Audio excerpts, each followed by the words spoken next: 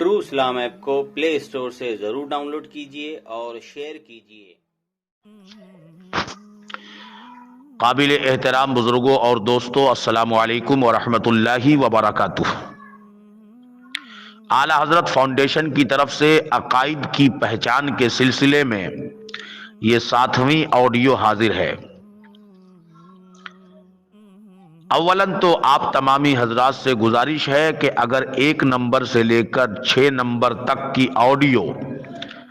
آپ نے سماعت کر لی ہے تو بڑی اچھی بات ہے۔ اگر سماعت نہیں کی ہے تو آپ سے گزارش ہے کہ اعلیٰ حضرت فاؤنڈیشن کی طرف سے ٹرو اسلام ایپ جو چلایا جا رہا ہے اس میں جا کر کے آپ سماعت کر لیں، اگر آپ کے موبائل میں ٹرو اسلام ایپ موجود ہے تو۔ اور اگر آپ نے اب تک ٹرو اسلام ایپ کو گوگل پلے اسٹور سے لوڈ نہیں کیا ہے تو آپ سے گزارش ہے ٹرو اسلام ایپ کو گوگل پلے اسٹور سے لوڈ کریں،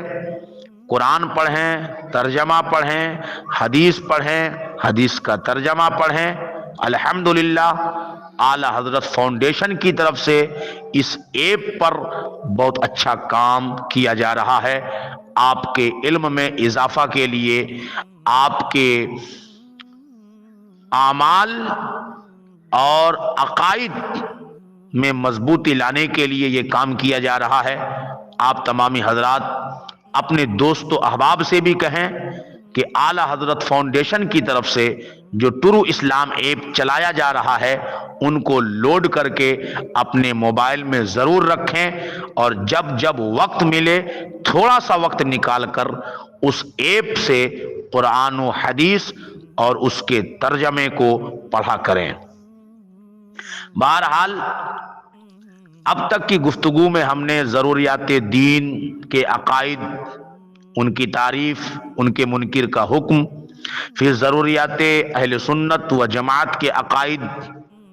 اس کی مثالیں، اس کی تعریف، اس کے منکر کا حکم، پھر ظنیات،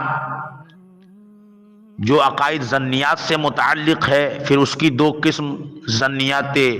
محکم، ظنیات محتملہ۔ یہ ساری چیزیں آپ تمامی حضرات کو 1 نمبر کی آڈیو سے لے کر 6 نمبر کی آڈیو تک مل جائیں گی، اس کو آپ تمامی حضرات سماعت کریں۔ آج ہم گفتگو کرنے والے ہیں کہ بعض ایسے کام ہیں جن کا تعلق عقیدے سے نہیں ہوتا بلکہ ان کا تعلق عمل سے ہے، لیکن عصر حاضر میں فی زمانہ یہ جو دور چل رہا ہے، یہ جو ہمارا اور آپ کا جو زمانہ ہے، اس میں اختلاف ہونے کی وجہ سے ان عمل میں انہیں بہت سارے لوگ عقائد کے ساتھ ان اعمال کو نتھی کر دیتے ہیں، یعنی منسلک کر دیتے ہیں۔ جیسے ایصال ثواب کے لیے دن مقرر کرنا، یعنی آپ ایصال ثواب کے لیے کسی بزرگ یا کسی اپنے رشتہ دار مرحوم کے لیے جو ہے آپ ایصال ثواب کرنا چاہتے ہیں، کوئی دن مقرر کر دیا آپ نے، تو یہ جو دن مقرر کرنا ہے اس کا تعلق عقیدہ سے نہیں ہے بلکہ اس کا تعلق عمل سے ہے، اور خود ایصال ثواب کا تعلق جو ہے عمل سے ہے۔ میلاد شریف منانا، نبی کریم صلی اللہ علیہ وسلم کی آمد کی خوشی میں میلاد کرنا، میلاد منانا،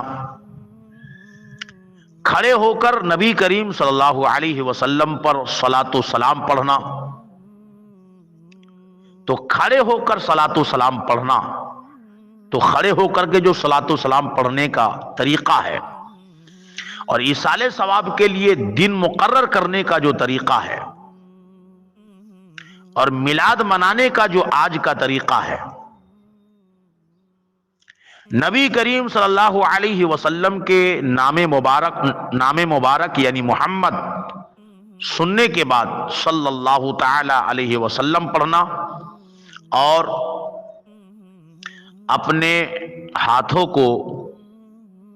ہاتھوں کے انگوٹھے کو آنکھوں سے لگانے کا جو مسئلہ ہے، جو عمل ہے اہل سنت و جماعت کا، اس کے بعد جنازے کے بعد دعا مانگنا، یہ جو طریقہ ہے اہل سنت و جماعت کا۔ ایصال ثواب کی مختلف جو صورتیں ہیں، مثلا 40واں کرنا، تیجا کرنا، 20واں کرنا، 10واں کرنا وغیرہ وغیرہ، یا بزرگان دین کے اعراس کے موقع پر، عرس کے موقع پر ایصال ثواب کی محفل سجانا، نظر و نیاز کا اہتمام کرنا، یہ ساری جو چیزیں ہیں ہم اہل سنت و جماعت جو کرتے ہیں، یہ سب باتیں مستحب ہے۔ یہ سب باتیں کیا ہیں؟ مستحب ہیں۔ ان کا کرنا ثواب ہے، ان کا کرنا ثواب ہے، لیکن ان کے ترک سے گناہ لازم نہیں آتا۔ یعنی اگر کوئی یہ کام نہیں کرتا ہے، یعنی کھڑے ہو کر کے سلام نہیں پڑھتا ہے، وہ ایصال ثواب نہیں کرتا ہے، تیجا نہیں کرتا ہے، 40واں نہیں کرتا ہے، 10واں نہیں کرتا ہے، 20واں نہیں کرتا ہے، نبی کریم صلی اللہ علیہ وسلم کا نام سن کر اپنے ہاتھوں کے انگوٹھے کو نہیں چومتا ہے، جنازے کے بعد دعا نہیں مانگتا ہے، تو ایسا نہیں ہے کہ ہم کہیں گے کہ وہ گنہگار ہو گیا، کیونکہ یہ مستحب ہے۔ کرنے والے کو ثواب ملے گا، نہیں کرنے والے کو کوئی عذاب نہیں ملے گا۔ لیکن یہاں پہ ایک بات ضرور کہوں گا کہ نہیں کرنے والے کو عذاب نہیں ملے گا، لیکن کرنے والے کو اگر کوئی فتویٰ دے گا اور کہے گا کہ یہ سب کام تم کر رہے ہو تو تم بدعتی ہو، یعنی کرنے والے کو بدعتی کہنے والا، یعنی ان تمام جائز کاموں کو، مستحب کاموں کو کرنے والے کو اگر کوئی بدعتی کہے، ان کاموں کو کوئی بدعت کہے، ان کاموں کے کرنے والے کو کوئی گنہگار کہے، تو پھر وہ جو ہے خود بدعتی ہوگا، پھر وہ اہل سنت و جماعت والا جو ہے نہیں ہو سکتا ہے، کیونکہ اہل سنت و جماعت کہ لوگ ان کاموں کو کرتے ہیں، اور اگر کوئی نہیں کرتا تو کرنے والے کو وہ منع نہیں کرتا ہے۔ تو اہل سنت و جماعت میں سے، سنی میں سے اگر کوئی انسان ان کاموں کو نہیں کرتا ہے تو وہ گنہگار نہیں ہوگا، کیونکہ یہ کام مستحب ہے، اور مستحب کا حکم یہی ہے کہ کرنے سے ثواب ہے، نہیں کرنے سے کوئی عذاب نہیں ہے۔ اگر ان کاموں کے کرنے والوں پر کوئی بدعتی کا حکم لگاتا ہے تو پھر یہاں سے بھی سمجھ جائیے کہ جو ان کاموں کے کرنے والے کو بدعتی کہہ رہا ہے، خود کرتا بھی نہیں ہے اور کرنے والے کو منع کرتا ہے، کرنے والے کو بدعتی کہتا ہے، تو پھر وہ انسان سنی نہیں ہے۔ یہ پہچان ہے آج کے دور کی۔ اللہ تعالیٰ آپ تمامی حضرات کو سمجھ کی توفیق عطا فرمائے۔ السلام علیکم ورحمۃ اللہ وبرکاتہ۔